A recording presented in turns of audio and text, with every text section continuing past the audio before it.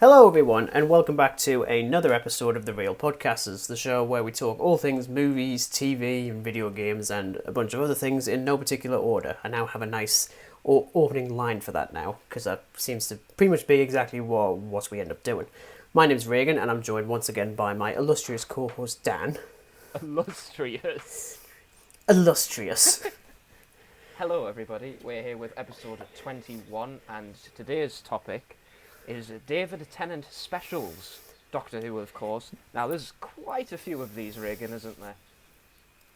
I mean, there's decidedly less episodes than a regular series, so we've got decidedly more to talk about. Yes, but we're going to be discussing it, we're going to be chatting about our favourite ones, the weak ones, and just everything in between, really. As always, we've got a bit of news for you, as well as the absolute smut that I've been watching. Well, I haven't actually watched any smut this week, I don't know about you. You absolute liar. Okay, but I can there's guarantee there's at least one thing. Right? Yeah, there you go. There's one one thing. I can confirm that I've watched zero smutty things entirely. But then in fairness, I haven't watched a whole lot again. So that's now, my record is now broken. That was 2 weeks in a row. I was doing pretty well to watch slightly more things than you. Well, last week it was by one. Yeah, but I still won. Yeah, okay, By, Mr. Competitive. All right. I'm not competitive. I just won. I'm not competitive. I just like winning. Yeah, and as Dan has already said, we'll be talking about Doctor Who. We've got what we've been watching. We've got some news on Godzilla versus Kong, Godzilla versus Bond. Not actually. It's just Bond. Sorry, sorry, Dan. Godzilla versus Bond. Why does this sound somewhat interesting? Yeah. I'd like to see that. Somewhat interesting.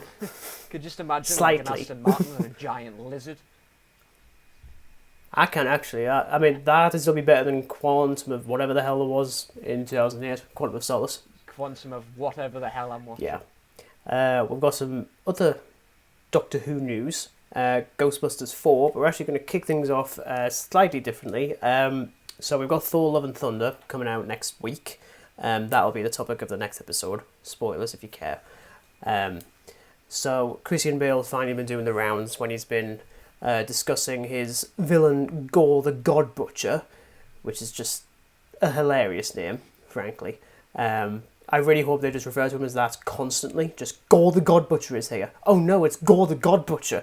And all that sort of crap. That'd be quite funny. But he sat down with comicbook.com to discuss the possibility of returning to the Batman franchise, of which we're also talking about in a couple of weeks, because it's the 10-year anniversary of The Dark Knight Rises. I'm basically giving you just sort of like the rundown of what like the entire month is going to be. You're just giving a schedule at this point, like. I have to make a schedule. If I don't, I'm going to go nuts. He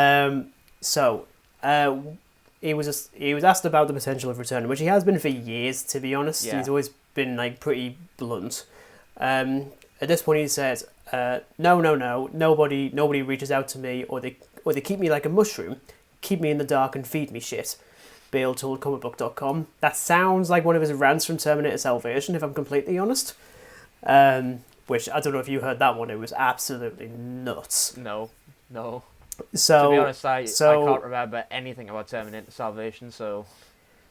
I don't mind Terminator Salvation, it's okay, but there was one point when one of the sound guys leaked audio of him going nuts on, I think it was a lighting guy who'd walked onto set while he was acting, and he just went absolutely off on one. Oh. I mean, he did apologise, but he also kicked off at the sound guy for even releasing it in the first place, which I thought that was more the stingy thing. He shouldn't have done that. Yeah, definitely. But anyway, back to the quote that isn't from Terminator Salvation. For me, that would be a matter of Chris Nolan if he ever decided to do it again, and if he chose to come my way again, then yeah, I would consider it, because that was always our pact between each other, is we would just stick to it. We said we'd only ever make 3, and then I said to myself, and I'd only ever make it with Chris. Mm-hmm. So, I mean, look, it's not like we're going to get a 4th Dark Knight film, and quite frankly, I don't think we need it, because those 3 films are... It's like, how do you go about actually making another Christopher Nolan Batman? Like... Well, exactly, because we'll talk about this a little bit more in a couple of weeks, but even though Dark Knight Rises I absolutely adore, mm-hmm. and that was already a very difficult film to make, considering everything with Heath Ledger in The Dark Knight. So to come back and do a 4th film 10 years on would look a little bit desperate, but also you've already started doing it with Robert Pattinson, so not May as necessarily well do a just use stupid who you've got now and multiverse just thing. make other films with him, you know? Makes more sense because, as you say, it just kind of stinks of desperation if they did it, like, years later, you know? And the significance of it as well. I mean, I love the Dark Knight trilogy. I think it's brilliant. But, Yeah. like, what's the point in making a film years later that is just literally asking for nothing but hate, quite frankly? Well, exactly. I mean, I definitely don't want to see a fourth No. one, and I think, but also because Nolan wouldn't do that. He that is literally the only sequels he's ever done, but he never set out to do them as sequels. He just treated them as their own things. Like the way that he did it was pretty genius, where he just shifts genres between films. Again, we'll definitely delve into this a lot more in a couple of weeks, but I thought that'd be quite interesting to have a look at. Sony have now decided to make a couple more announcements. I'm like, great, that's now every single week we've had a stupid Sony announcement. This one is slightly better. They've now confirmed the Ghostbusters Afterlife, well, the sequel to Ghostbusters Afterlife. I'd say Ghostbusters 4 or 5, however you want to say it. Or 6, I don't know how many films there's been now. 1, 2, that'll be hitting. the third one, the weird one, the third one. I don't know what you call the third one. Just Ghostbusters. Terrible. Something like that, yeah. Terrible's like a really decent way of saying it. And then Afterlife, so 4, so yeah, 5. So it'd be Ghostbusters 5. Embarrassing is probably the better one.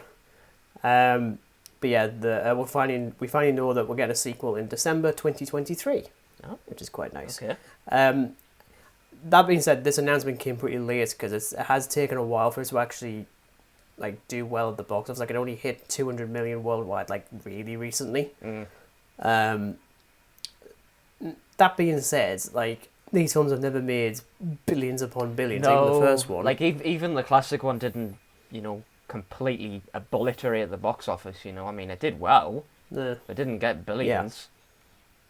But I think as well as that the critical reaction to Afterlife was really interesting. Like there was quite a few that really didn't like it. There's that viral review from Mark Maud, which I think I mentioned a while ago. Yeah. Where he just went off on one and he got a lot of complaints about it because everyone thought he was being a little bit overly negative, we'll say. And I'm like, well, I wouldn't really say that. Like, I can completely see where he's coming from. Like, he took a lot of issues with the fan servicey kind of stuff. Which, to be honest, coming off the back of the remake, which just kind of shat all over the legacy, this didn't really do that.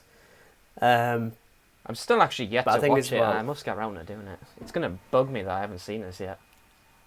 I really need to rewatch it again. I even said this like a while ago. I need to rewatch it just to see if I do still enjoy it. I still didn't actually write a review of it after I saw it in November. Not because I disliked it. I just didn't get round to it. There's so many things I haven't I mean, hell, I reviewed The Northman like a month or so ago. There's no review of that.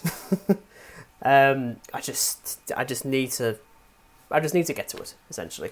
That being said, I am happy that they are sticking with the guns and actually doing a sequel to this, because those characters I'd absolutely watch for years and years. So there's that on Ghostbusters. Have you seen any of the Peter Cushing Doctor Who movies? I have. Oh, right, okay, you have. Yep. Damn it. Okay. So Doctor Who and the Daleks, obviously, and London 2150 AD, is it? Daleks Invasion Earth 2150 AD, which just rolls off the tongue. Pretty cool. Yeah, it's a bit of a mouthful. Yeah. Yeah, so a little bit of background for those who don't know. So Amicus Productions bought the rights to produce a film based on the Dalek serial. This was in 1965, as well as 2 sequels for £500, which is a little over 12 grand today, which I think that's actually quite low. But then again, Doctor Who was in his infancy. It's not exactly. So the first one was made with a budget of 180,000, roughly 3.5 million today. As Doctor Who and the Daleks, but Doctor as in DR, which makes sense for the time because that's how he was called in the credits for the show, which people hated. And if you go back and watch the first series with Christopher Eccleston, he's called that as well in the credits. Right. When David Tennant came on, he was like, "Can we please change this because that isn't his name." He just went proper fanboy, which I thought that's actually adorable. So that was released in 1965, and then the sequel, Daleks Invasion Earth 2150 AD, released in 1966, based on the Dalek invasion of Earth. So for a good few years, there was supposed to be a sequel to that was going to be based on The Chase, which will have been the next Dalek serial. Yeah. But box office and critical reaction to the previous one didn't.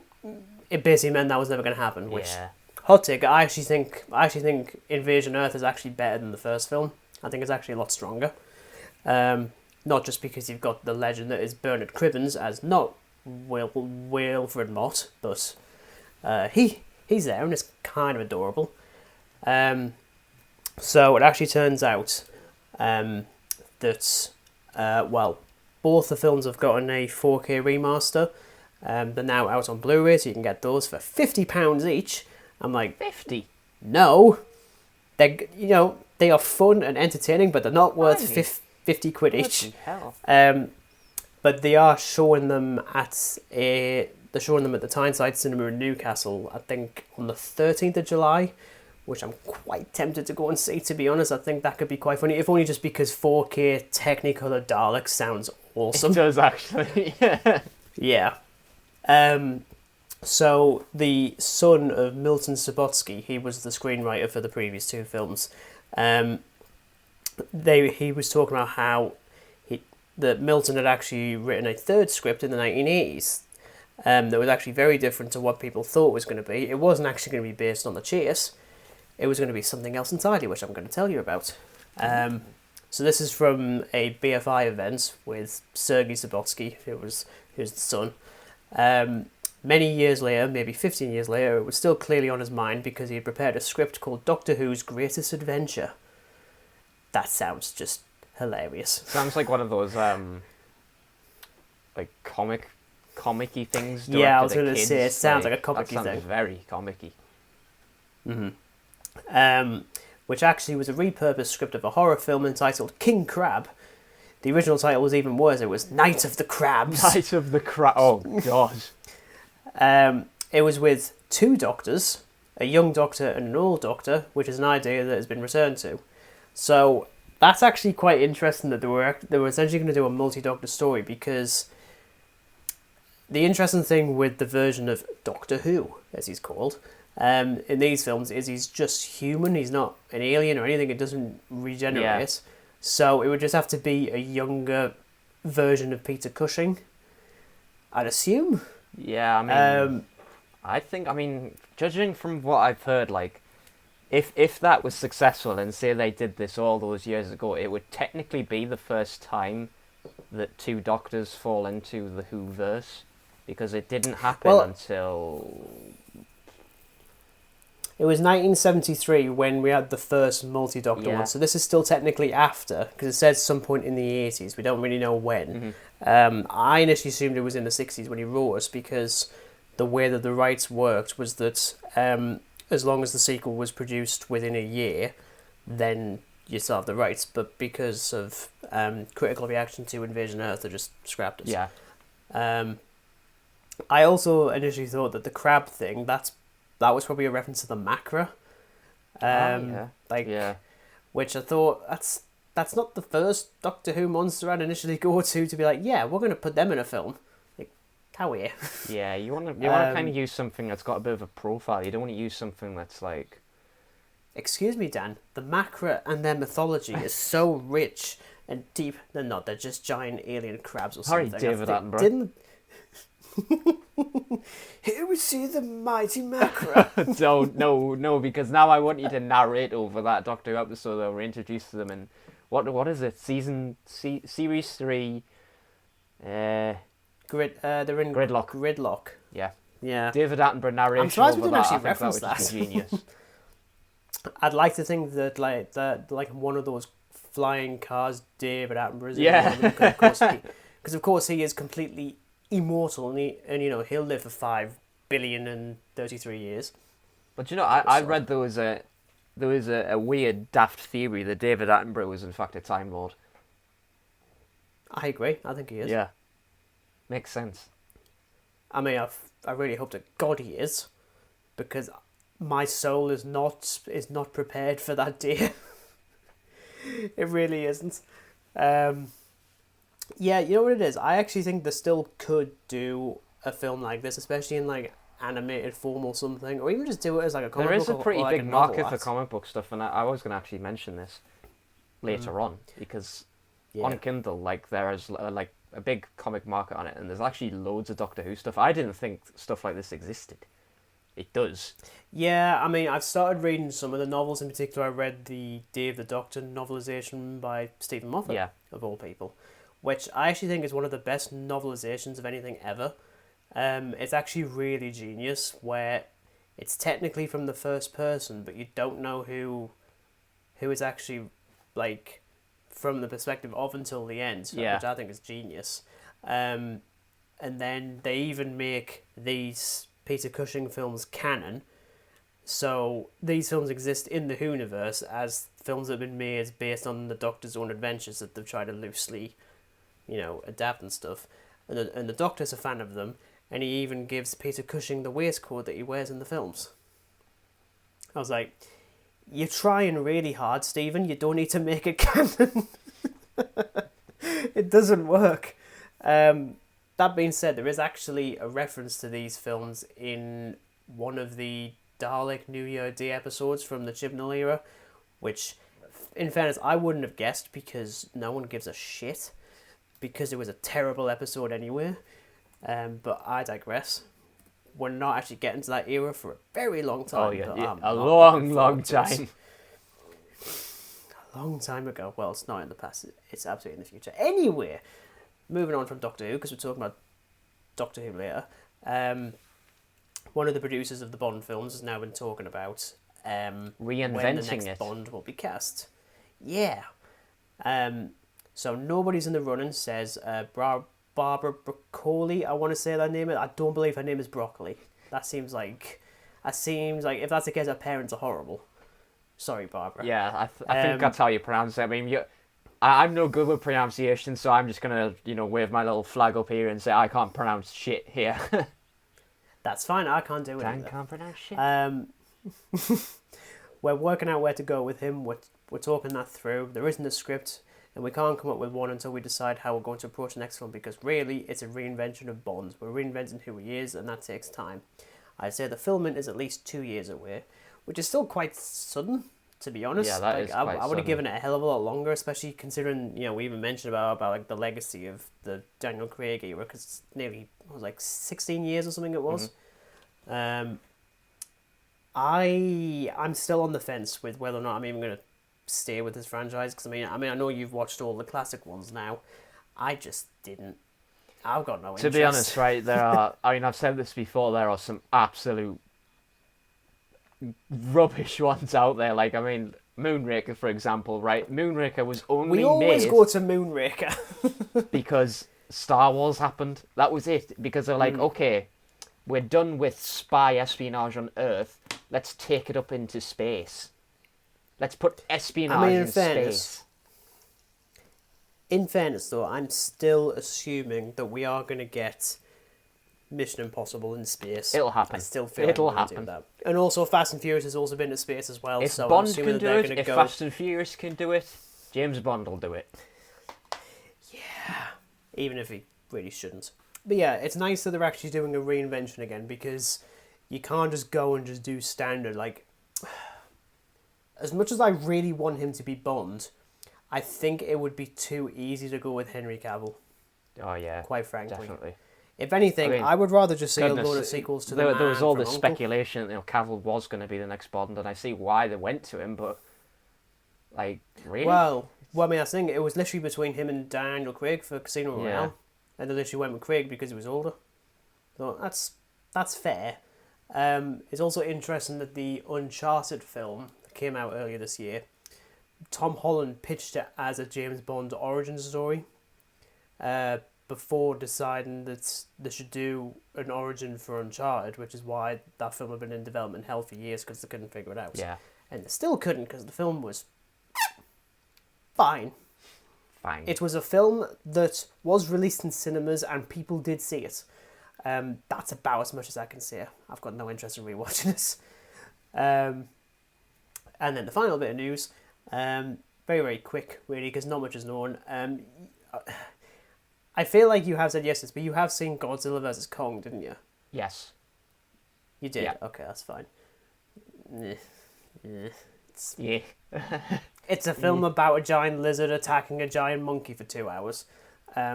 It's about as batshit crazy as you'd expect. Oh, and then don't forget the robotic lizard, too. The thing that was spoiled in the very first shot of the trailers. I was like, you just... Why do I need to go see it in kinda... cinema? I already know how it ends. Well, yeah, because it's just literally Batman v Superman, but just lizard versus monkey, dawn of robo plot convenience. Dawn of plot convenience.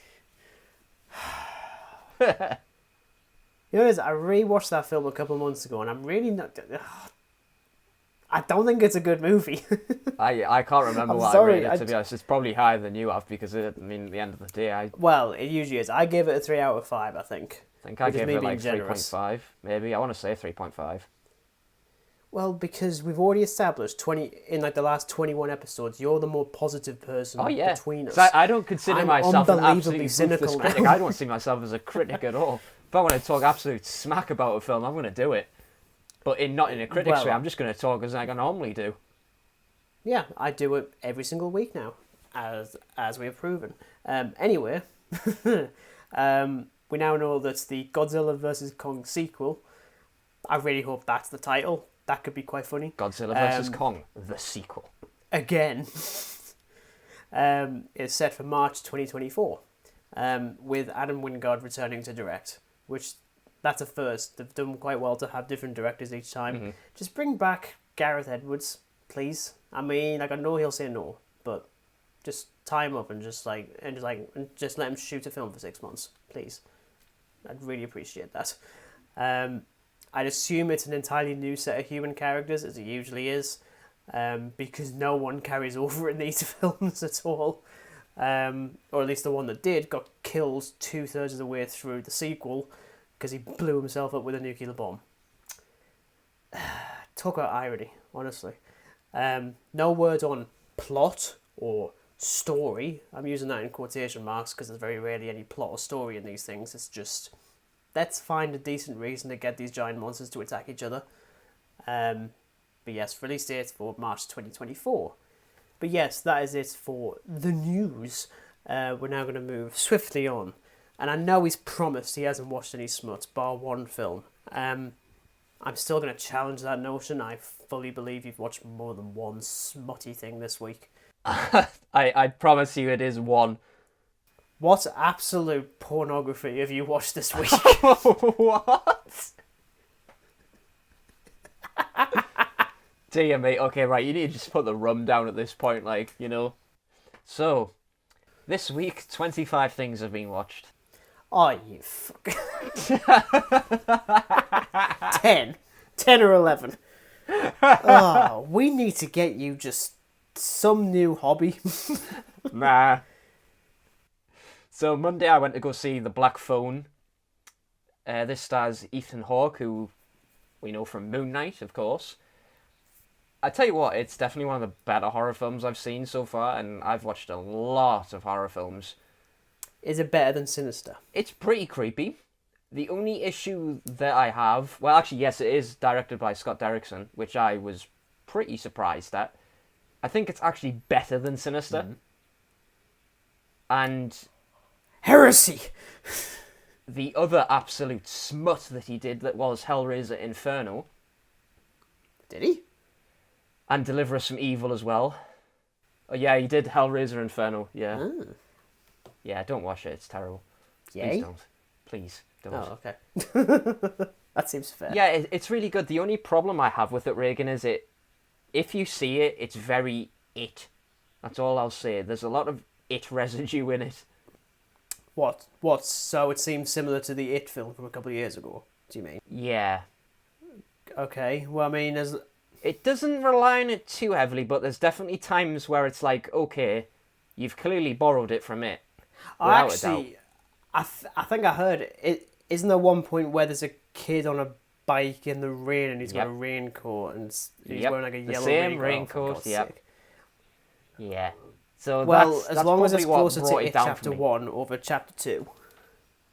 I'd say chapter 1 more or less. It's definitely like chapter 1 because it's nothing like chapter 2 because it's just adults in chapter 2.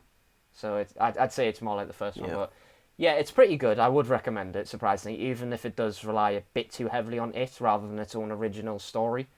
It's creepy as hell at times, I must say, but again, the whole it thing just kind of brings the originality down a bit, so it was a bit of a bummer, but still a very good film. Mm-hmm. The Simpsons Treehouse of Horror. Now, I love Treehouse of Horror. I don't know why I wanted to watch this, I just had a compulsion to go watch it. Specifically, the first ever one they did. Oh, yes, of course. The best one. You know what it is? I still love them to this day. I still absolutely love them. Whenever I watch The Simpsons, I've got to watch a Treehouse of Horror. Mm-hmm. Doctor Strange Multiverse of Madness. This was a rewatch.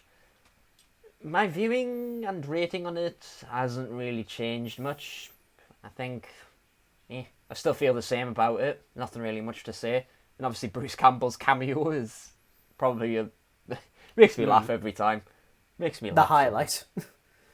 Well, I suppose to some it was a highlight. I just love the fact that he's in there. But again, it's very Evil Dead because, they get the main character in from Evil Dead to cameo in a Marvel film directed by Sam Raimi, who did Evil Dead. Tuesday was Agents of S.H.I.E.L.D. I've started watching this. This is episode 2. I did watch the first episode last week. I just forgot to mention it. There's a lot of seasons. It's just something I really put in the background, to be honest. I don't think I could sit and watch an entire season a day. It's just something I put in the background, really. But obviously pay attention to it, but I don't put my fullest attention into it. I just sort of have it then, oh, okay, this is this, that, the other. Mm-hmm. Okay, now we get into the absolute binge of Doctor Who. So, Series 5. Oh. Episode 1, Prisoner Zero. The 11th hour. Christ almighty. Beast Below.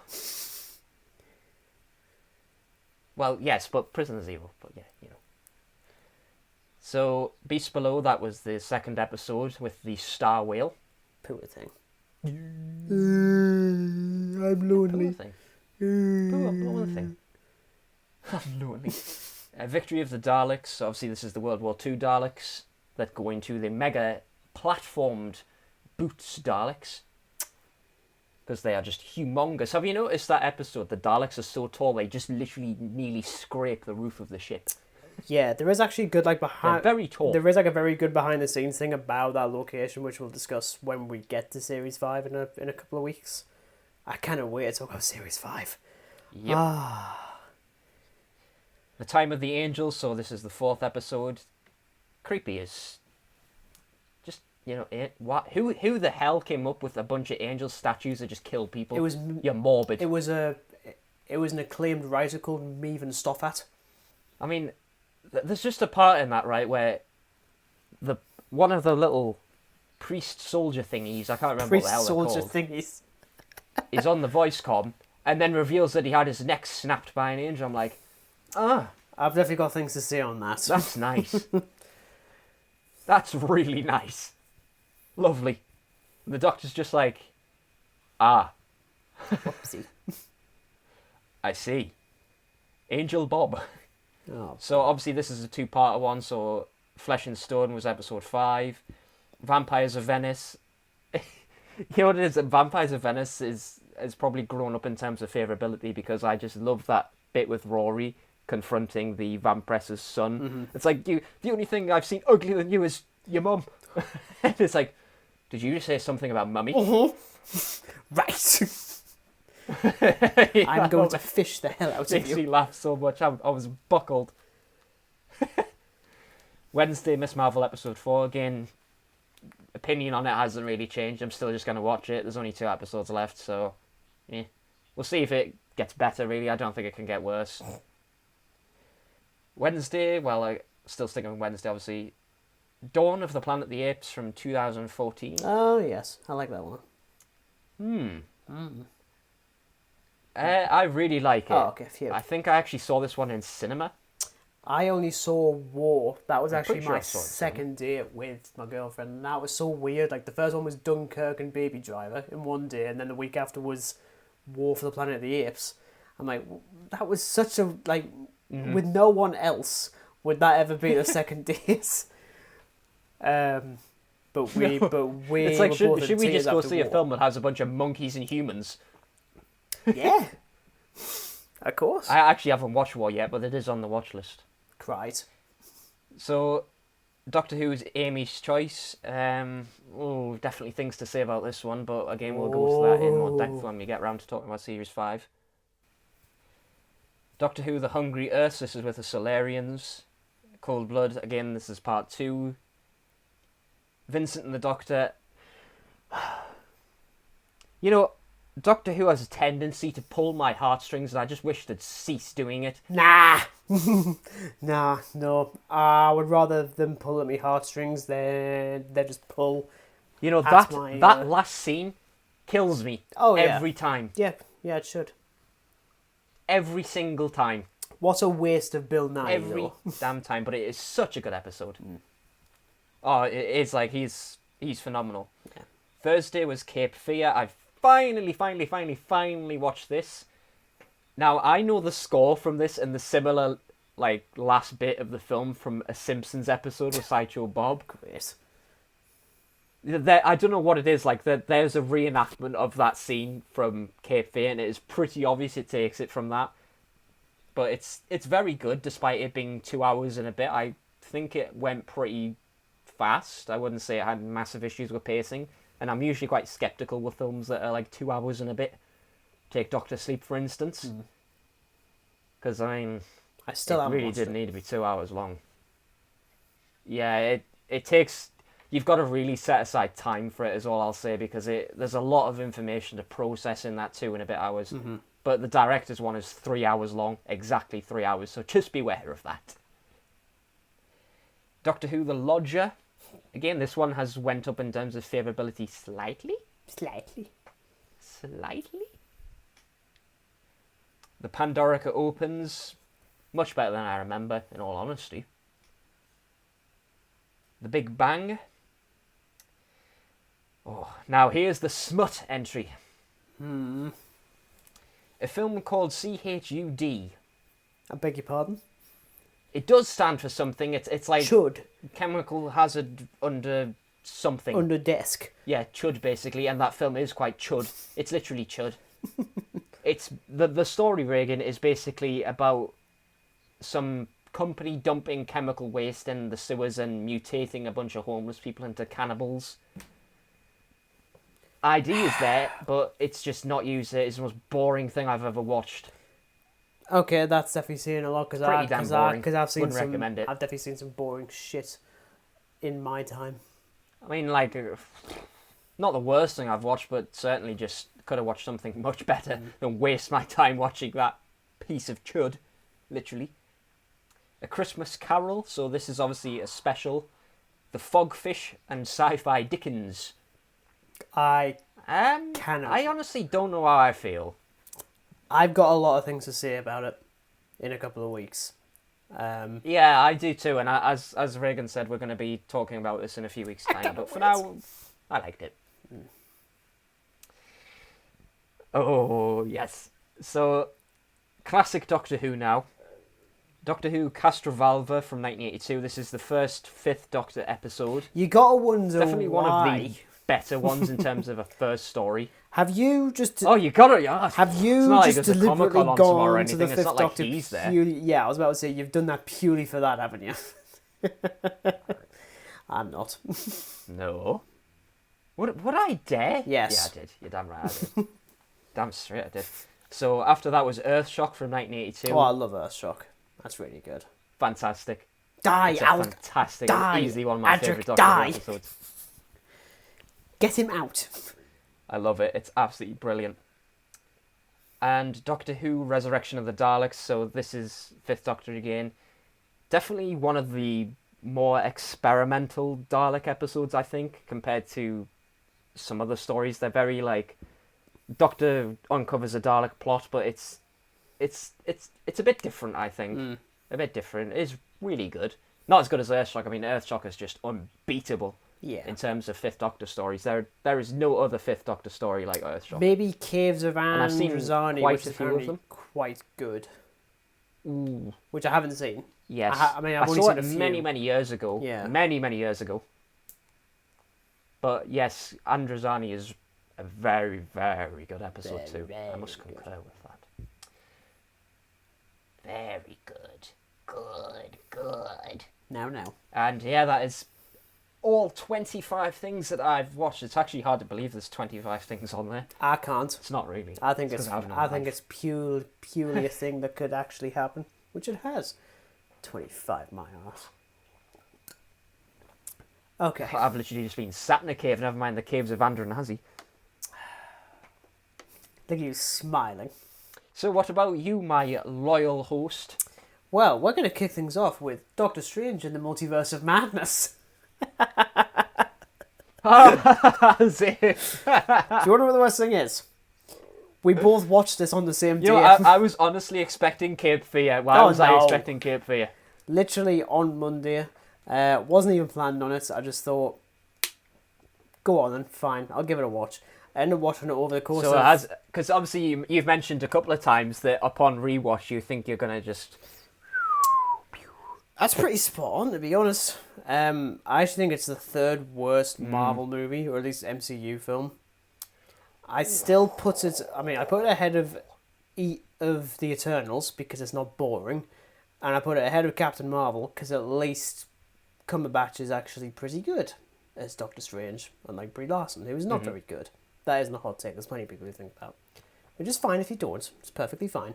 It was actually quite interesting because I started watching it on my tablets when I was lying in bed and my girlfriend was doing some thing. She was doing some crochet or something, and she sort of glanced over at the points. It's really early on. I think it's just after Strange wakes up after his vision thing, and he puts a suit on and everything, and her face was just like, oh my god, that's the best suit up of anything ever. I was like, yeah. And then it got to the bit when he sees the carnage going on the New York City street, and he just finishes his drink and he just turns into his Doctor Strange outfit. And I was like, yeah, what? I love that. I love when he just jumps off and the cape's just there. That's very Sam Raimi Spider-Man. I quite like that. Now, I finished it off... Oh, yeah, I thought that too. Yeah. I thought that was so Sam Raimi Spider-Man. I ended up finishing it off on the TV because... So, has your rating changed on it, I think, is the question I want to ask. I think I've still got it as a 3 out of 5, but I think it's still going to drop to 2.5. Because it just kind of has to, because it's still really mediocre. It still does things that I cannot stand. I still love Elizabeth Olsen in the film. I think she's absolutely terrific. But... as soon as it starts travelling across the multiverse, I still think America Chavez is a complete Clara, which is what I'm still going to call her. Plot device. I'm just going to call her Clara, because she is just a plot device. Just I can travel through the multiverse. I'm like, of course you can, dear. Of course you can. Because you wouldn't have any other reason to be here. Of course you can, dearest. I also kind of hate how quickly it jumps into the film, literally with them running and jumping across things. I'm like, what the fuck is this? But yeah, it's not great at all. Next up was a short film immediately after, which is one that you've actually seen, which I didn't realise because you've never mentioned it, you bastard, honestly. Catcalls. Which was I think this is Screamfest or something, or Horror Fest, whatever it's called. I just happened across it, to be honest. I think it was because I was looking at...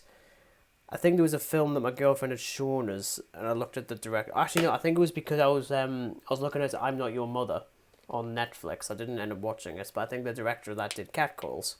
Essentially, you've got this guy who's, catcalling a group of women on the street when he's in his car, goes off, has some fun in the car by himself because he's a lonely piece of shit, and then gets hunted and murdered by a cat creature. Which immediately I was like, oh, is it like one of the cat creatures from Scooby-Doo on Zombie Island? Because I wouldn't mind that. That'd be a pretty good crossover. I really need to rewatch Scooby-Doo on Zombie Island. It's fucking brilliant. You know what it is, right? What? I love Zombie Island. I don't care what Oh, anyone it's, says. It's oh, it's masterful. amazing. It's beautiful. It's But absolutely brilliant. I saw Catcalls on Shudder because they used to right. have this small section of like short films. I think there's a couple on there still, but Catcalls was on there. Yeah, I just watched it on YouTube. I thought it was pretty good. But yeah, I thought it was pretty solid. I wouldn't mind a little bit more context as to what was going on, but I mean, it's like a 10-minute short. I'm not expecting, Yeah, you can't expect like a full fleshed out background into everything. So you gotta deal with what you get. But yeah, I think it's pretty solid. Yeah, I liked it. Pretty solid. Next up was Doctor Who: Planet of the Dead. This is the first time I watched it in years. I'll talk more about it later. But I will mention I didn't realise that Daniel Kaluuya was in this, who went on to go on in Get Out and Black Panther and this year's Nope, which I thought was. I mean, I had to like second guess. I was like, is that him though? And it actually was. I thought, oh, that's actually pretty cute. I quite like that. Yeah, I'll definitely talk about the episode later. Okay. Next up was a rewatch of The Simpsons movie. Now look, this was the first film that me and my girlfriend watched when COVID hit. I think it was literally on the day that we finished work for the last time for like a good few months. It was just the first film we watched because it's pure escapism. It's like but also it's actually really funny, stupidly funny and annoyingly funny. Because I watched this so much as a kid. I actually remember in secondary school, it was always in when we did music. Do you know what it is? I actually saw it in cinema. I didn't. I definitely didn't. I saw it in cinema with a friend of mine. It was weird because in music class between year 7 and year 9, my teacher, I can't actually remember his name, Mr. Lamb, I think he was. I don't know, it's years ago. It was always like the end of a term would put on a film. Everyone always chose the Simpsons movie, but that was probably because the rest of the other options were pretty dire. But there's a lot of jokes in that went completely over my head, which makes sense. It's 2007. I'm not really gonna remember this at all. No, actually, the reason why we decided to rewatch the Simpsons movie was because since the pandemic, I have been quoting it fucking constantly, and it was done deliberately to try and stop me from quoting it. It didn't work. I see what you mean because I think it's just mindless fun, that film. Yeah. Like, you don't have to think about it. You just put it on and you just watch it. You know what it is as well? I'll give it credit. That's the beauty of it. It's got amazing setup and payoff for virtually everything. And I just love the fact that the whole film exists purely because Homer decided to take a pig from the Krusty Burger, and it just sets off everything. I'm like, also, it's like the worst what if scenario ever. So it's like, what if Homer just didn't get the pig? This wouldn't have happened. But Spider-Pig though, Spider-Pig's adorable, and he pops up in the show years later, and I remember I was like, we must protect Spider-Pig. Don't you dare kill Spider-Pig. I love Spider-Pig. You can take Spider-Pig with you. He's not Spider-Pig anymore, Boys. Marge. He's Harry Plopper. Harry Plopper. Oh, yeah, I actually think it's one of the rare times that a TV show is actually translated very well to film. I think the only other options I can think of is the In-Betweeners movies, which I really like those. I like those a lot. And I guess technically Doctor Who with Day of the Doctor, because that was put in cinemas. I didn't see it in cinemas. I fucking wish I had. But yes, there was that. Doctor Who rewatch again. The Waters of Mars. I'll talk more later. Continuing on with Halo Season 1, Episode 4. I've now determined this is not a very good show.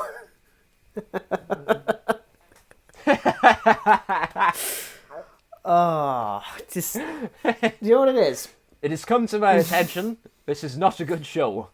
it's like mediocre sci-fi, but it's even more mediocre purely because it's got the Halo name attached to it. I don't know. It's... Do you know what? I've literally... I mean, obviously, it's been talked about being in production for years, etc., and now recently it's obviously on Paramount+. I have absolutely no interest in watching it because I'd rather just go play the game than have it shit-stained by a mediocre sci-fi series. Same. If anything, like, if you're going to do a Halo series, just focus on a different character. Even just do a film about, like, the ODSTs. That's so much more interesting, because at least they're properly human. Yes. I'll give them credit with this one. They do delve more into the psyche of the Spartans, namely the rest of the team that Master Chief is with, whose names I cannot remember at all, because I can't be bothered to look up their names, because I've just forgotten. They just remove, like, I was going to say they remove their inhibitor chips, but they're not Cybermen, they're Spartans. They remove their emotional button things. Emotional button things. Yeah, emotional button things. Yeah, it is just, like, generic sci-fi stuff. That being said, I still quite like the relationship between Chief and Cortana in this, again, because it's still early days. They're still very much not there. I think that's something I picked on. I mean, obviously I haven't watched it, but I've seen a lot of praise go towards the relationship between Cortana and Master Chief, and it is something that is very relatable in the game and the series. It translates something well. They did right, essentially. Yeah, it's probably the best stuff in the show is between them two. Now, we've got Stranger Things, Episode 8 and Episode 9. Final 2 episodes of Series 4. Otherwise known as 4 hours worth of Stranger Things. 4 hours. God. Literally, Episode 9 is 2 hours and 22 minutes. It's longer than the longest episode of the Real Podcast. Wow. Oh, God. I'd forgotten how every finale of each season is the best episode overall. I'd actually call Episode 9 the best episode of Stranger Things, full stop. It gave me everything I want in a TV show, and annoyingly, I can't say a word because you still haven't watched it. And I don't want to spoil it for you. I will get to it, but as I'll have to I wait mentioned, until I have October. a lot of TV stuff to get through. I know you do, I know. But yes, I still think it's absolutely terrific. To be honest, we'll see, because as I said, I plan to, like, get through some of the Marvel stuff, and some of those are definitely not going to be up to scratch compared to the modern MCU and the other series. So if they're absolute pap, I'll just go straight to Stranger Things. How about that? Well, let's just say, when I was watching the finale for Stranger Things 4, I actually first started thinking about Obi-Wan Kenobi and how cheap that series looks compared to Stranger Things, which isn't really a hot take because that show was filmed entirely on a digital LED screen set, and you can tell. This had proper... the entire budget for Series 4 of Stranger Things was near $300 million, which is insane. Yeah. But you feel every single cent of that. It looks amazing. And I've now determined my two favourite characters, which is Joe Keery's Steve, and also Sadie Sink's Max, who we know from Figure Street's 1978, I think it is. Both introduced as complete dickheads. Yeah, 78, the second one. Mm-hmm. Both introduced as dickheads and end up being, like, the best characters in the show. Absolutely love them to bits. But I can't say more than that because you haven't seen it, so I don't want to do spoilers because I'm nice. Surprisingly. Next up was the latest episode of The Boys, Season 3, Episode 7. Again, I mean, it certainly has minimal orgies compared to the previous episode. Unfortunately, for some. But it still gets, like, very, very dark. But also incredibly heartfelt in places which I wasn't expecting.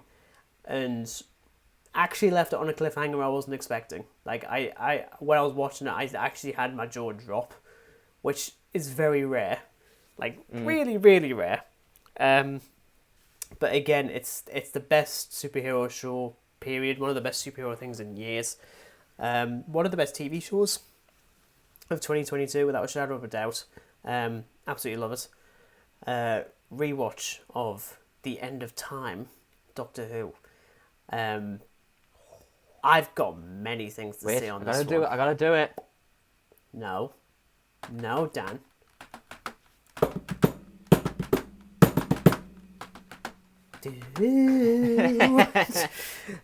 Yes, I'll talk more about it later. I will actually.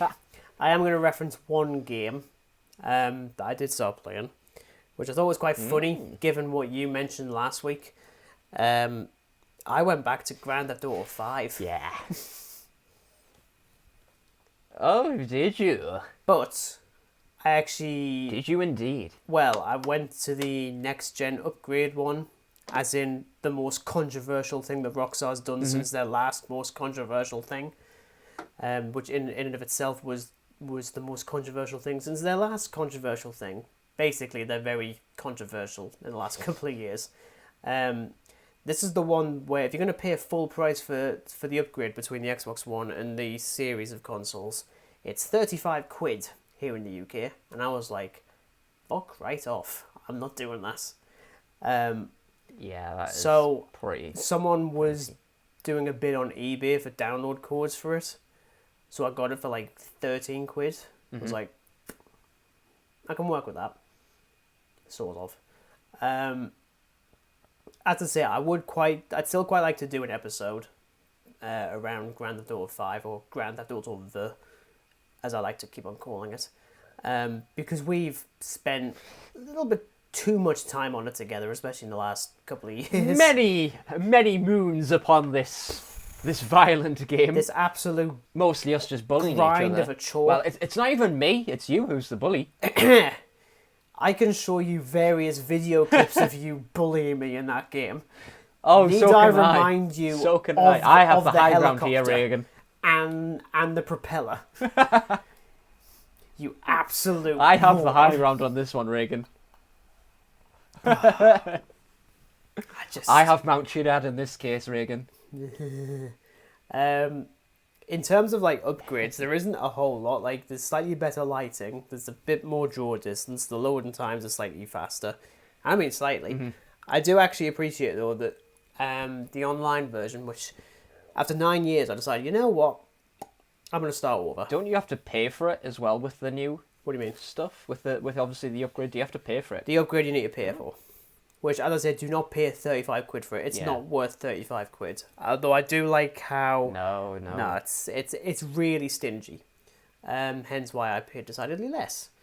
Because I thought, I'm not paying 35 quid for something that should have been free, frankly. Especially when other games have done it. Like, Ubisoft did it for all the Assassin's Creed games, so you could do that for free. I think CD Projekt Red did it for Cyberpunk, which I will get to eventually. At some point in the future when it's... Very good game. Allegedly. I mean, it might have been fixed now, but when I first played it, I mean, it was buggy as hell. It was about as buggy as a fucking insect. So, yeah. Quite literally. As jokes go, that was pretty terrible. Much like Rockstar's joke of trying to charge people $35 to $40 for this piece of shit. So with the online version, you can start off in different roles. I think it's a bit like what they did with Red Dead Online, where you can choose like bounty hunter or marshal or crap like that. So I just started off with the executive one because it's the easiest. It's the easiest way to make money because, as we've proven, that game is an absolute grind and a half, and I think it's not great for that. I actually spent more time in the story mode than anything else, because I started that over. It's nice playing it in 60 frames per second. It's nice and smooth, which I quite like. Graphically, it's still very 2013. It doesn't look particularly amazing. I still think like the best character models for games is probably the even if you've got like even with the upgrade and stuff like that, like you can hoy all these lovely graphic overhauls on it and stuff. It's still gonna look 2013. Yeah, definitely. Like, it's no like trying to do it. No, it's 2013. It's very much of its time, and I kind of wish that at this point Rockstar would just kind of drop it. and actually just focus on Red Dead Online, because that could be quite fun, but they don't do anything with us. Neither do I. Yeah. I tried really hard to do Red Dead Online, and I just...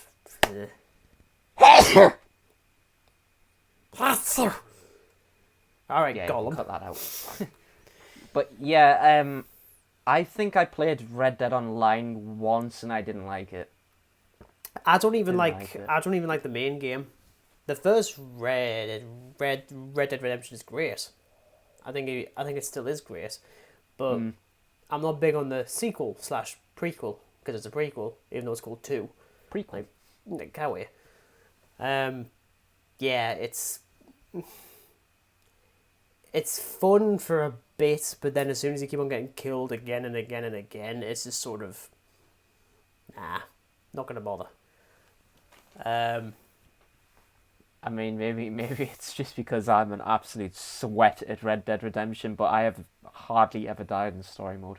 You know what it is? I hate how realistic Red Dead Redemption 2 is. I think that's the reason I stopped playing it, is because it's too real life. It kind of ruins it, which it's such a backward thing to say when it's like it's supposed to be as real as possible, but it takes the magic out of it. Like, especially when you're only able to hold 2 guns. Like, yeah, I'd like to hold £1,200 worth of guns, please, and a load of sticky bombs and and just like call a car whatever the hell I want. And an RPG. Yeah, and I could just call a jet on the middle of a motorway. Like, honestly, it just it's not fun, essentially. Whereas with GTA, occasionally it's quite fun, especially when we are antagonising each other, of which was quite a lot. But now we don't, because you're stuck on the PC. You... Heresy, honestly. Well, I technically have a console, but it's just better than a console. You take that back. You take that back immediately. It's better than a console. Well, right? the only reason it's better than a console is because your console is atrocious. It kept on crashing down. Well, it's just because my PC is the equivalent of an Xbox Series, whatever it's called. It's literally the equivalent of it, but it's just a PC. And it has funky LED lights. I'll So that's a funky LED like you in a minute. Honestly. But yes, that is my 10 kind of or reminds 11 me of that time when you things. threw a firework launcher at me. Oh, I'd love to, honestly. But yes, that is everything I've watched / played. No Alien Isolation this week, because I just thought, I cannot be bothered to be stuck on that again. Can I mention what I've played? Because Okay, go on. I'm gonna hate myself here. Yeah, you should. So, I don't know if you ever heard of this or played it, but have you heard of a game called Prototype? Ah, you have! Okay, yes. I got both of them, but I got the second one. Well, I've played the hell out of the second one. I've done every single achievement on it, despite having played the game maybe 4 days ago. Wait, seriously, have you gotten all the achievements in 4 days? Yeah. And you've watched 25 things? Yeah.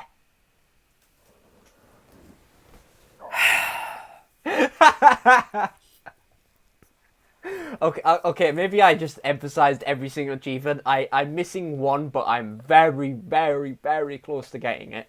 You just lied. But yeah, still I have on the maybe every internet. single achievement, so... Criminal. I know it should be prosecuted for that. John lie. and Jenny are going to be so But yeah. angry with you. I've also played GTA as well. I've played the Ballad of Gay Tony, the episode on the... See, pardon my French here, I fucking hate it. I only like the APC truck. That's about it. I think that is so bugged compared to the other 2 games. It is so freaking buggy. I think I spent more time And there doing were some serious times of bullshitness. Yeah, I definitely spent more time on the online mode of Ballad of Gay Tony, which was quite useful because I then you did got too, because without a doubt. But we should actually reference this when you did online in GTA 4. Everyone just stayed at the airport, which I find is hilarious. because there's just nothing else to do in the rest of the city. Everyone. It was great. I actually you just really go around liked the airport that. doing whatever you wanted. Yeah. There was none of this, let's get on a flying hoverbike and bomb you for the sake of bombing you. It was none of this. Yeah. It was a friendly environment. It was friendly. It was nice. How times have changed. And how GTA has become an absolute cash grab. Yeah, okay, right. At this point, we'll definitely do a video. Because let's face it, $59.99 for a $8 million shark card is pretty. Yeah, pretty and you're gonna spend that pretty much immediately, like within a minute, maybe 2 minutes. Yeah, like what can you buy for $8 million in GTA today? Like what can you buy for $8 million? A yacht? But what does it do? Well, I mean, you can't even fucking drive it. What kind of shit is that? Yeah, exactly. Exactly. I also played a bit of Alien v Predator, not the original one, the rebooted one from 2000 and something. Still getting through the Predator story. I love that game. I love that game so much. It's so good. Okay. I'd recommend playing it. It's very gory. Very gory. Okay. But yeah, that's pretty much everything, really. I was going to start Red Dead again, but I just want to get in the zone. I want to get in the zone, you know? Yeah, I will actually get to The Far zone. Cry 5 at some point because that's on Game Pass now. That's one I've wanted to play that for a while because I always really liked Far Cry 3. But that doesn't matter. Far Cry 3 was brilliant. Yeah. But yes, that is what we've both been watching. I was never good at the driving part of Far Cry, though. I was pretty awful at that. Yeah, I was terrible. But yes, we will now move on to a return to the Whoniverse with the Doctor Who, the David Tennant Doctor Who 2008 to 2010 specials. Pick a better feckin' name. 13 years later. Yes, so we'll delve into the origins of this specials thing. So this came out after Series 4. This is technically the last... this is the final era, well, the final year for the first era of Russell T Davies, before we get to R2D2, very nearly, in 2023. So, writing in the book The Writer's Tale by Russell T Davies, he said that he laid out plans to release only specials in 2009, specifically to allow the new production team that was headed by Stephen Moffat, basically gave them plenty of time to plan out the fifth series, which was released in 2010. There is a really good bit of trivia about Series 5 and David Tennant, which we'll discuss in a couple of weeks for Series 5, because that works out better. So, at this point, Russell T Davies had said that he'll be stepping down after the specials, and then David Tennant, after winning, I think it was a National Television Award, I think it was either that or the BAFTAs, I can't remember which one, he'd announced that he'd be stepping away from the role of the 10th Doctor to a myriad of screaming and crying, because everyone loves him as the character. But yeah, that would mean a clean slate for Moffat and his new team. So we got the next Doctor in 2008, very well timed. Planet of the Dead, which was the first Easter special of the show. First of two, technically, because Legend of the Sea Devils this year was technically classed as an Easter special. Wasn't classed as a special, it was a piece of shit. But I've already said that. We also got The Waters of Mars, which was this close to the 23rd of November. I think it was the 16th or 17th. I think it was, maybe the 19th in 2009. And then we got The End of Time in 2 parts, which was actually initially going to be, well, the first one was actually going to be titled The Final Days of Planet Earth, initially, before Russell T Davies thought, we'll just call both of them The End of Time, because it just works. In total, about 2 hours and 16 minutes. Well, isn't it just The End of Time Part 1 and 2? Yes. So The Next Doctor was written by Russell T Davies. Planet of the Dead has RTD alongside Gareth Roberts, who would go on to pen The Lodger, Closing Time, and The Caretaker in Series 8, before being dropped entirely because I think he said a bunch of things that no one liked on Twitter. I don't actually know what happened with that, but there we go. And we had The Waters of Mars, which was co-written by Phil Ford, who's gone on to do a couple of other Doctor Who related things as well. I think he also did stuff for the Sarah Jane Adventures. I think, as far as I know. I could be wrong. All right. It's who knows. But we'll kick things off with the next Doctor. I should say, because there's only like 4 or 5 episodes technically, we can delve into these a little bit more. Now, you did reference the next Doctor a couple of weeks ago when you rewatched it. I rewatched it last week, I think it was, last week, the week before. We have David Morrissey as Jackson Lake / the Doctor / not actually the Doctor. I think this casting is pretty spot on, to be honest, and I think if it wasn't fake, I would have absolutely watched a series of Doctor Who with David Morrissey as the Doctor. I don't know how you feel. You know what? I would love to see David Morrissey as the Doctor because I think he has that personality to be the Doctor. But yeah, I see what you mean about the fakeness. I think I would hell watch it, like, even if it was just something, like, off and it was limited, I wouldn't mind, you know. Hell, they could even do, like, an audible thing of it. Just do it. Yeah, they could.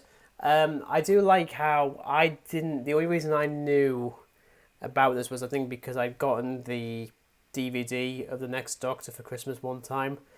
And I think I knew immediately that he wasn't actually the next Doctor purely because his name was David. And I thought, you're not going to have 2 Doctors concurrently called David. I don't believe that for a second. But also because, like, the characterization of his version of the Doctor is very much just the 10th Doctor, deliberately, because that's his memories. But I also really like that. It's the sort of thing that I wish was the case with a future episode of Doctor Who, which I can't delve into because you haven't seen it yet, and I don't want to spoil things. But there's a character that crops up where you're thinking, I really wish they actually just thought they were the Doctor. But we'll get to that if people know exactly what I'm talking about, which you know, they absolutely do, and it's shit. But yeah, I also really like Rosita as the non-companion companion. I think she's pretty fun. Yes. It also does the thing that I've noticed with all the one-off companions.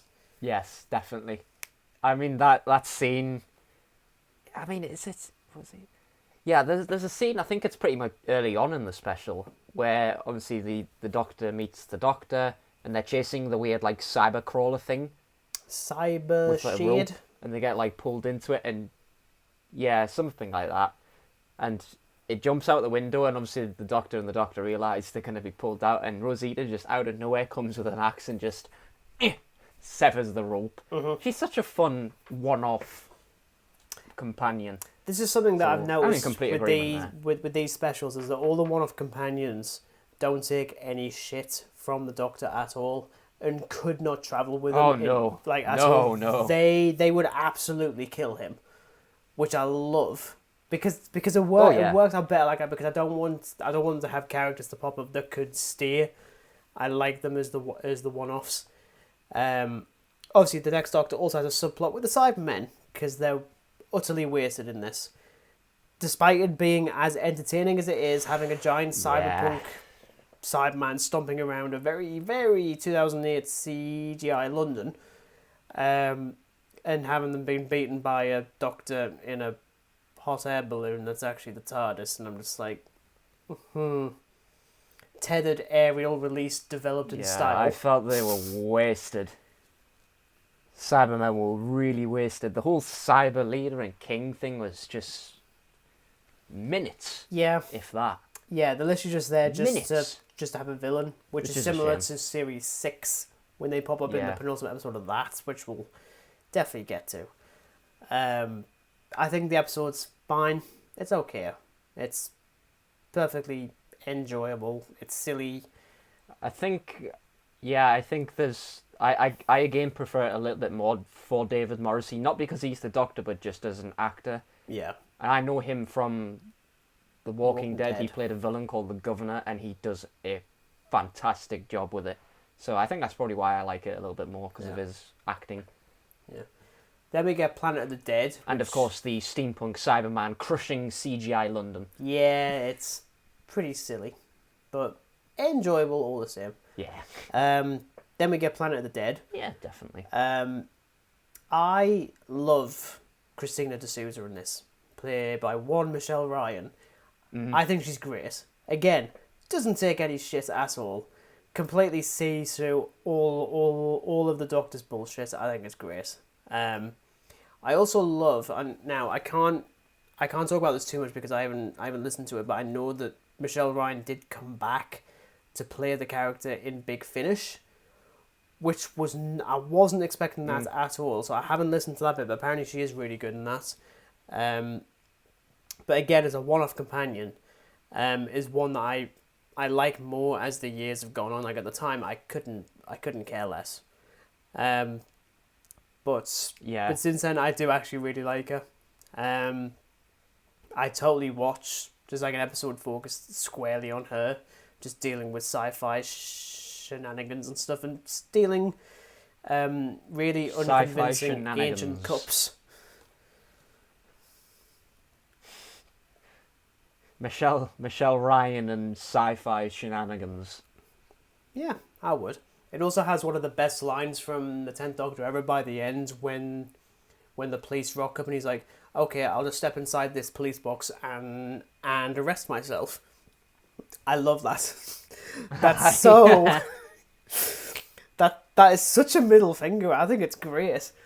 I also actually completely forgot, despite, again, rewatching it this week, I completely forgot about the giant CGI stingray things that are flying around. I was like, what the fuck is this? Can't remember what the hell they're called, like.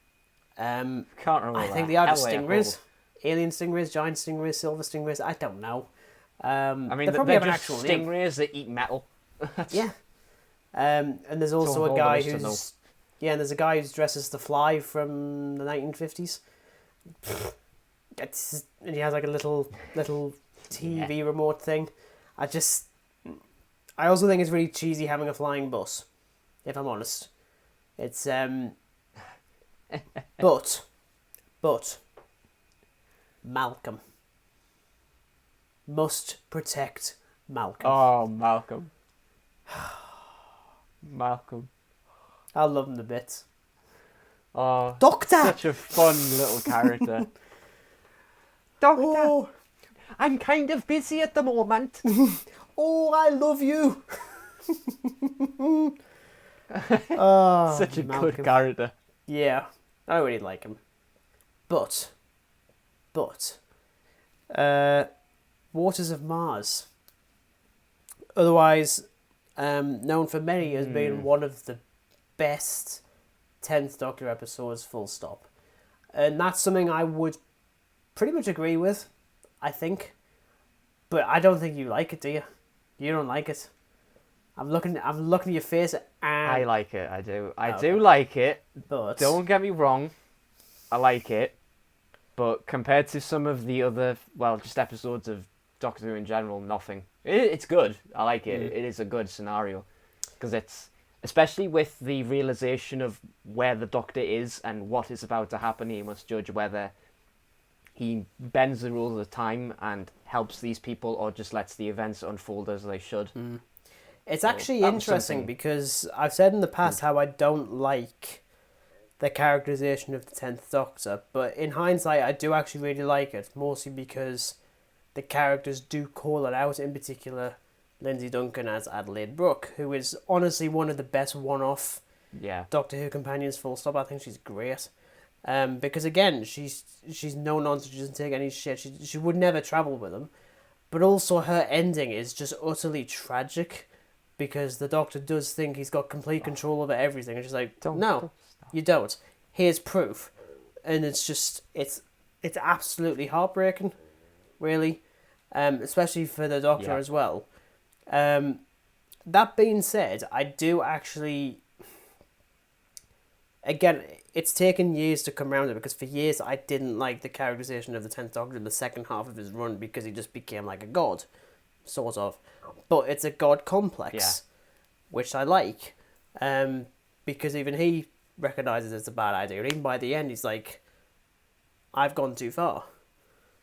And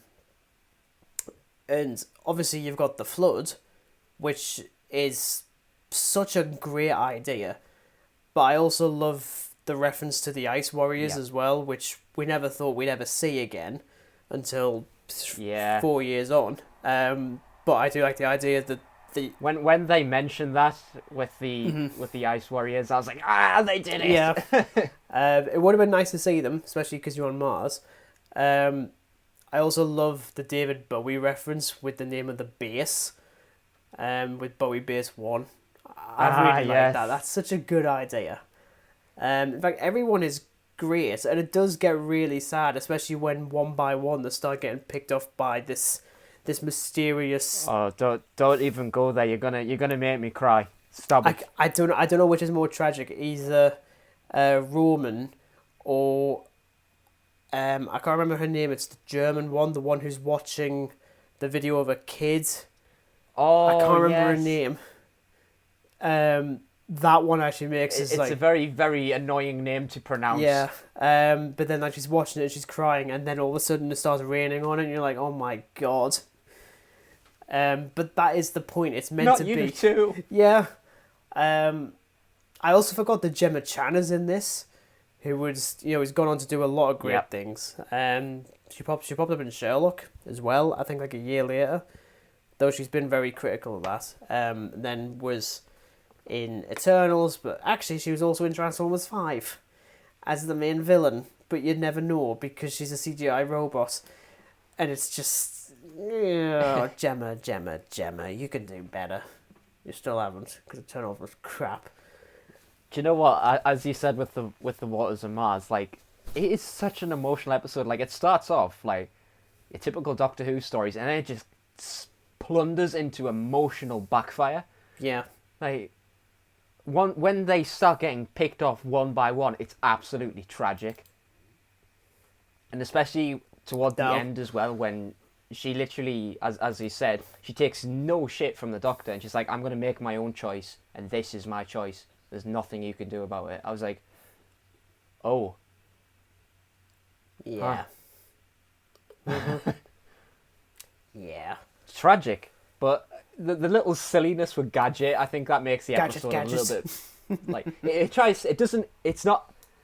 it's not the darkest episode ever, but it's very reliant on being quite a dark episode, and even the little bits with Gadget and that, it doesn't really make you happy. It's like, wow. Yeah, it's Gadget.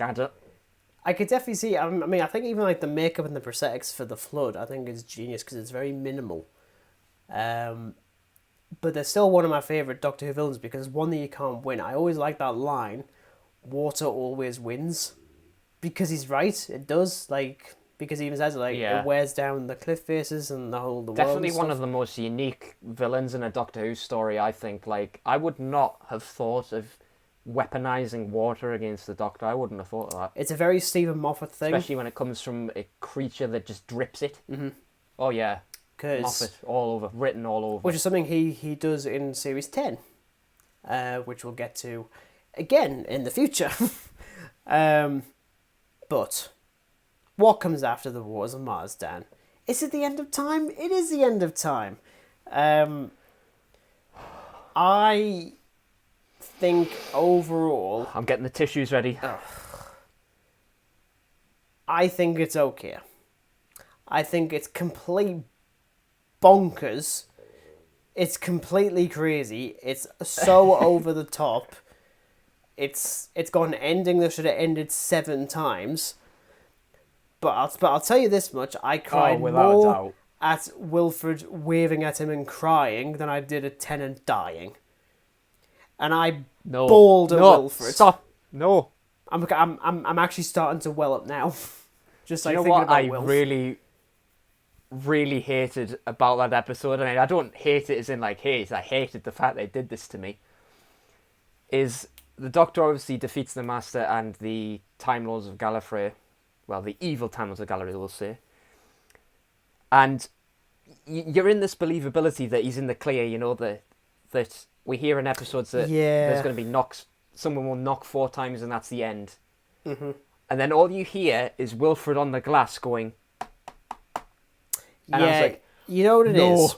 I think that is such a brilliant payoff to that, because you think it's one thing, and you even think that it's the heartbeat of a Time Lord because of the Master's sound of drums thing. But no, it's literally just Wilfred asking for help, and you think, oh, that's actually painful. Even if the whole speech as well, I was in bits. Mm-hmm. Even if, because I think as well, especially I with, just couldn't. Because at the time it didn't make sense for him to be kicking off like that. Because like, mate, you've got like a few more lives left. Can you just calm down? But with context of the 11th Doctor, who's actually the 13th Doctor, that actually works out a bit better, because technically Tennant regenerates twice or whatever bollocks is that. So it kind of works out better retcon-wise. But honestly, Wilf is still one of the best companions, I think, to the 10th Doctor ever. I think he's great. Like Bernard Cribbins is so lovely. He's such a lovely, decent human being. He is. He's just like the lovely old man character. He's so lovely.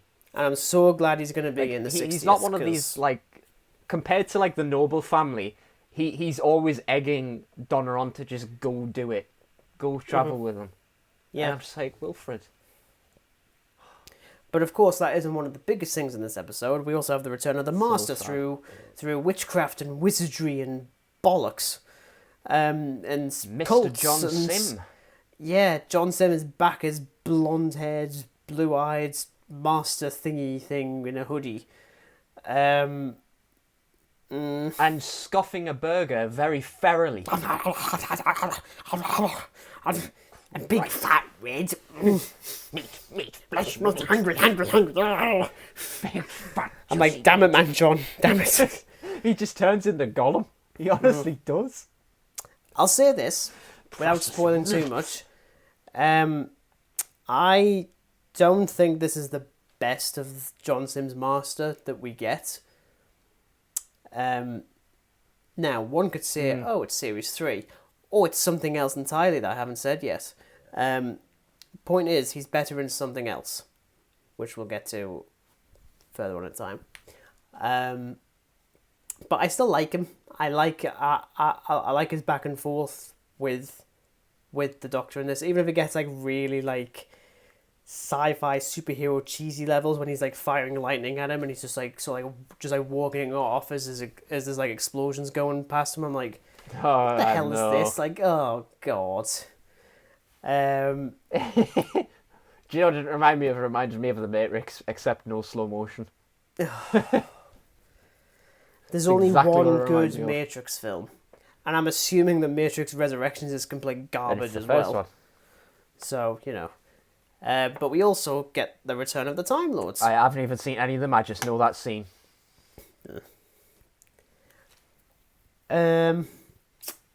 I think it's inspired casting to have James Bond as Rassilon. I think he's great in this.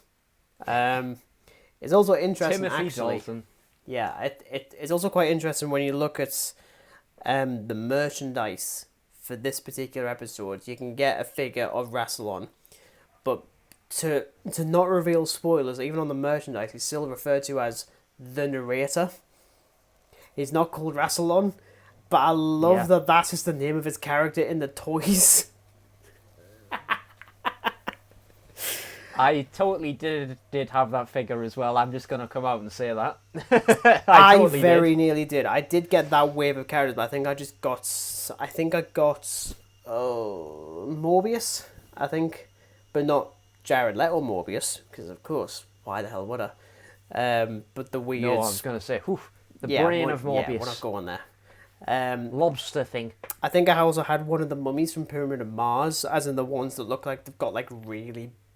They just look like they've got really massive boobs for some reason. I'm like, who the hell designed this? Do you know what it is? It's when somebody gets killed by them by getting crushed between their ginormous chest. Tell me that isn't a thing, please. Wait, have you not seen the episode? No, I haven't seen it. I have seen a little bit. I've seen I've seen a little bit No on... way! No, here's the thing. I've seen a little bit, but it was Okay, actually yeah, on... there is somebody who gets killed by that. I'm not joking. The only bit that I've seen is there's a little bit on great TV mistakes with Robert Webb back in the day, and there's a bit when Sutek gets off his chair and you see a hand pushing him off the chair. I'm like, wow, this is the 1970s, and you tell me that he needed help getting off the chair. To be honest, I was actually tempted to watch Pyramid of Mars this week, and I just didn't get to it. There's a lot of classic Who, as you can tell. I know you watch. You're watching more than me. Damn you. But yes, I really like the fact that I'm still not through the majority of William Hartnell's ones. So I'm not. It's going to take fun, us... but I can't bring myself around to watch the Dalek Invasion of Earth because that's next and it's 7 parts long. I can't do it yet. So that's 20 minutes each. So that's nearly 3 hours. Nearly 3 hours of black and white Daleks. Yeah. Yeah. Why don't we just go and watch the Peter Cushing movies in the cinema instead for 3 hours? Do you know what it is? I'm just gonna say this up front. I much prefer them to, well, even the Daleks. I just prefer it to the original one. Yeah, we had some hot takes on that a couple of weeks ago. Where it's like, no, I don't like it. I think it's pretty mediocre. I actually thought The Edge of Destruction was better. Especially when they dedicate one fucking part to characters going through a cave. 3, Dan. There's 3 parts of them going in a cave. Oh yeah, 3 parts. And you're like, oh, get out. Like, honestly. Oh, dear. Get out. Yes, but I do like the fact that they do address the Time War in this. Even if it does mean that the way that they describe the Time War, all of a sudden the day of the Doctor looks pale in comparison, because it's just the most generic sci-fi fighty war with a load of lasers going back and forth. That being said, we're just saying that for a day. But I really like that they do actually address it. I think it's quite good. Yeah, I think it was about time they did, to be honest. I mean, there's always mention of the Time War, but it's never explored in depth enough until the end of time. We also potentially have the first on-screen appearance. Timothy Dalton as the narrator. The narrator. Very good villain. Yeah. Very. Yeah, definitely. I really like him. I think that is just his sort of personality as an actor. Like he's in Hot Fuzz as well, and he doesn't. Well, it's all revealed that he is in fact a villain along with the entire town. Yeah, of course.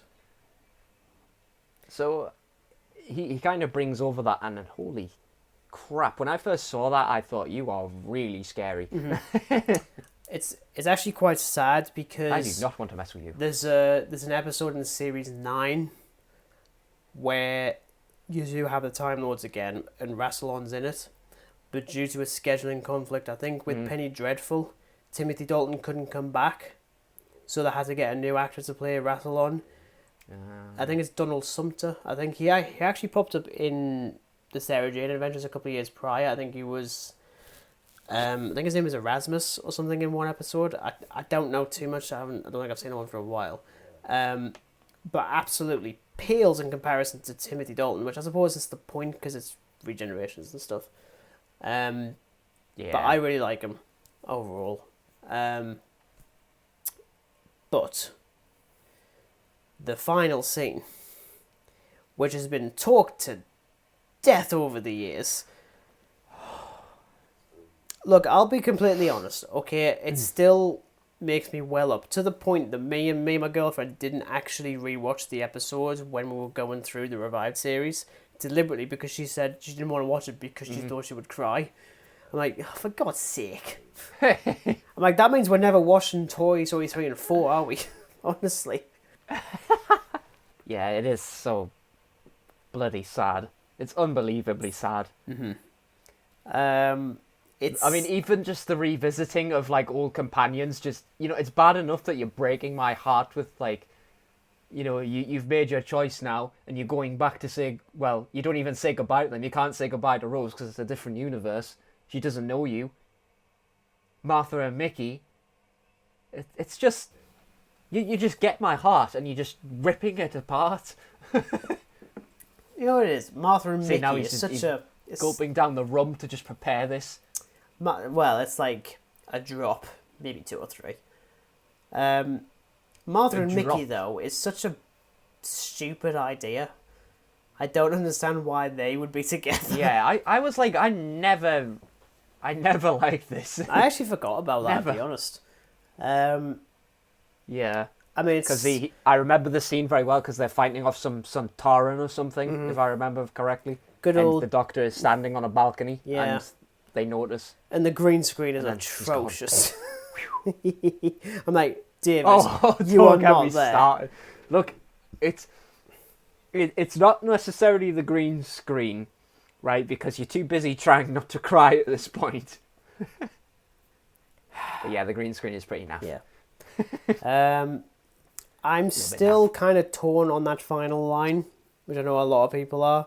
It's actually interesting watching the behind the scenes and how they did 3 or 4 different versions of it. Going from, like, not particularly emotional to him basically in tears.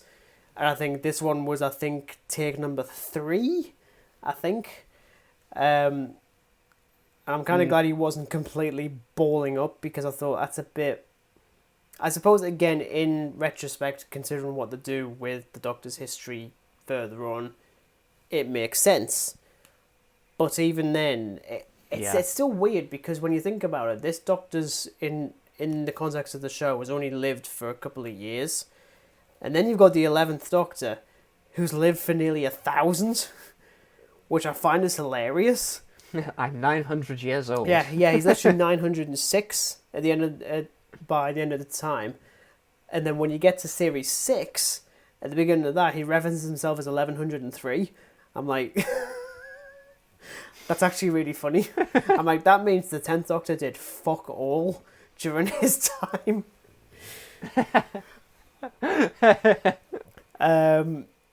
But yeah, look. He was just chilling. Yeah, just like chilling and thinking about Rose, frankly, too often. You wuss. Move on. To be honest... Wonder how that London girl is in the parallel universe. It's actually also the last time that Murray Gold composed original music for a regeneration sequence, because they don't do that for the 11th Doctor, and they don't do it for the 12th either. So, hopefully Sir Gunnar Akinola, who's doing the score for the Chibbers era, actually composes some new music. Well, if he does, I probably won't even notice, because the music's pretty crap, if I'm completely honest. But of course, at the very end, in the final few seconds, we get Matt Smith's floppy hair in the David Tennant outfit, and it's utterly hilarious, and it just wins me over immediately, and is also the first canonical reference to the Doctor potentially being a woman. Hasn't happened at all in the entire history of the show, and he thinks immediately that he's a girl. I find that hilarious. I'm like, Stephen! Yeah. Stephen! I remember it so bloody well. I'm a girl! No!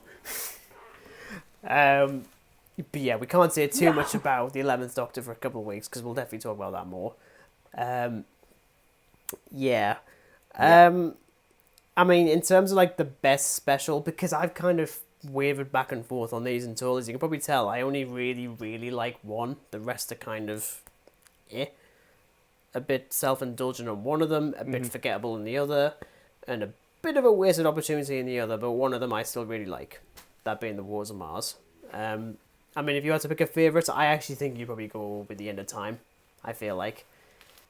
It's really difficult for me, in all honesty, Regan, because seeing these like on such a weekly basis, I mean, the specials obviously were special, so it was, occasion or seasonal. I think if I had to pick one of all time, I'd say the End of Time Part 2. I wouldn't say the first one, Part 2. It's got to be Part 2 because of just how impactful it was on me as a kid. I was just so... Because I was obsessed with, as a kid, I was utterly obsessed with the David Tennant era, so when it finally came to an end, I was just a mess. I was literally a mess. I could definitely see why. I was literally tears were down my face. I was like... I think even my mum was, to be honest. I'm pretty sure she was. I wouldn't be shocked. To be pretty sure she was. To be honest, But- even my gran, because she was big on Doctor Who, like for a really long time, and even she balled up in tears at that episode as well. Which is probably why we've never rewatched it since. just out of human decency. It was a difficult rewatch, put it that way. Yeah. It was a difficult rewatch because I just was waiting for this last scene to happen where Wilfred is stuck in the radiation cage thing, knocks 4 times, and then you remember someone will knock 4 times and this is the end. Mm-hmm. I thought, oh no. And then you get the whole, like, the little argument. It's like, oh, just leave me, Doctor, I'm an old man. Like, oh, God, no. I would love... Like, and then the Doctor's like, why me? I would love a what-if scenario where the Doctor does just leave Wilfred and he just becomes an absolute arse for, like, the rest of his life. And there's just Wilf who's just a corpse in there. Oh, you know what? I'm going to have to write that at some point. What if the 10th Doctor became a dick? Jesus.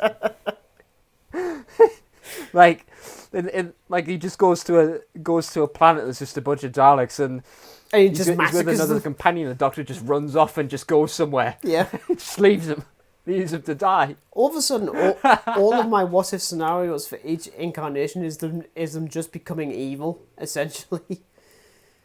Which, in fairness, I think would be hilarious. So, I suppose in a what-if scenario, like, it would be like the Master's TARDIS, it just goes red and evil. Mm-hmm. Yeah.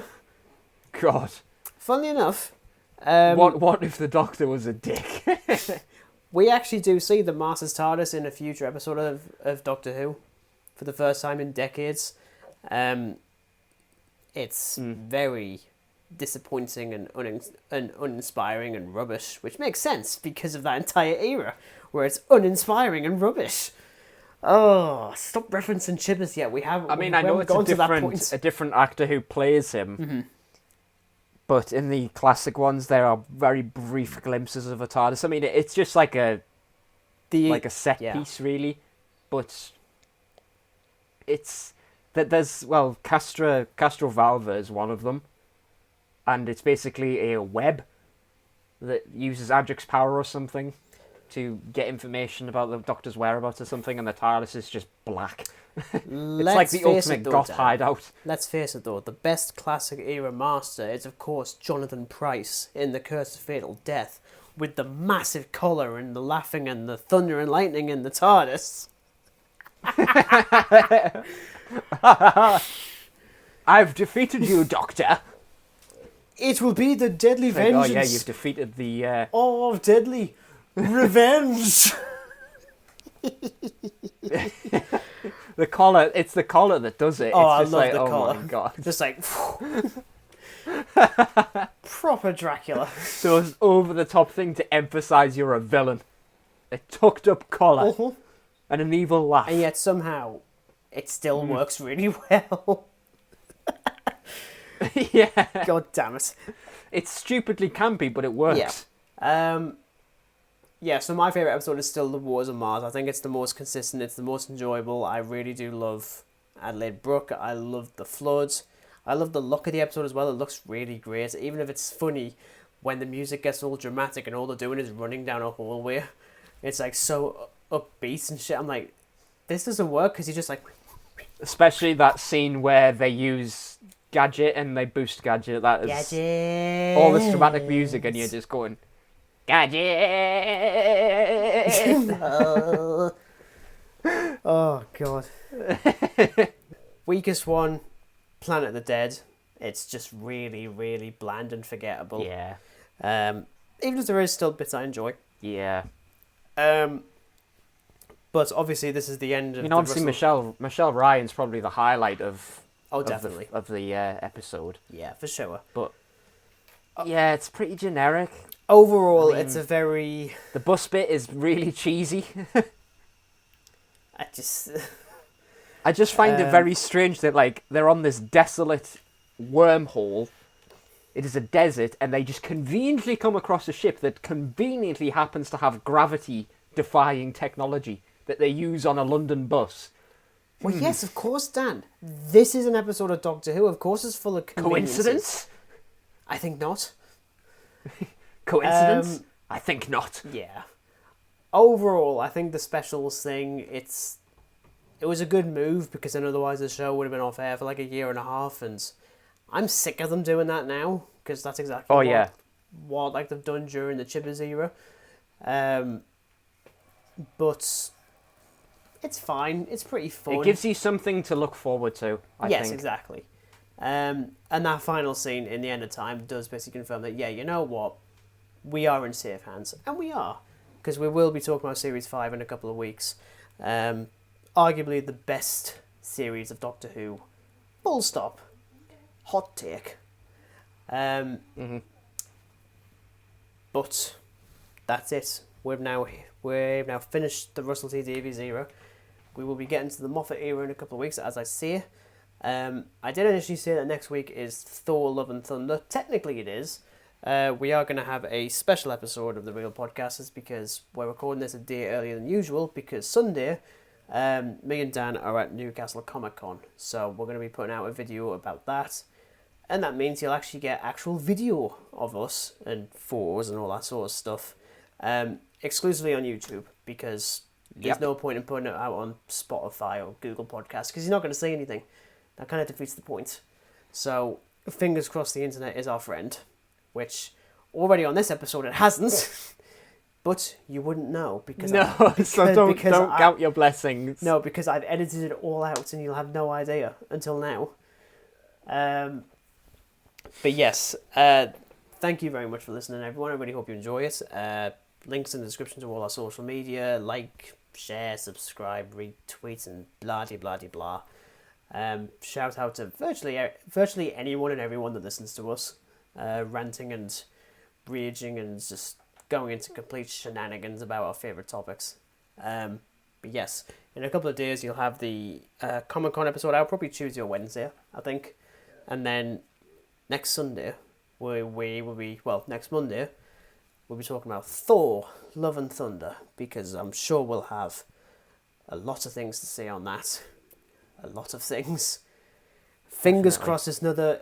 Fingers crossed it's not another Doctor Strange in the Multiverse of Madness where I hate it every single time I think about it. Fingers bloody crossed, because I cannot be bothered with that again. But yes, thank you very much, and we'll catch you in the next one. Take care, and goodbye.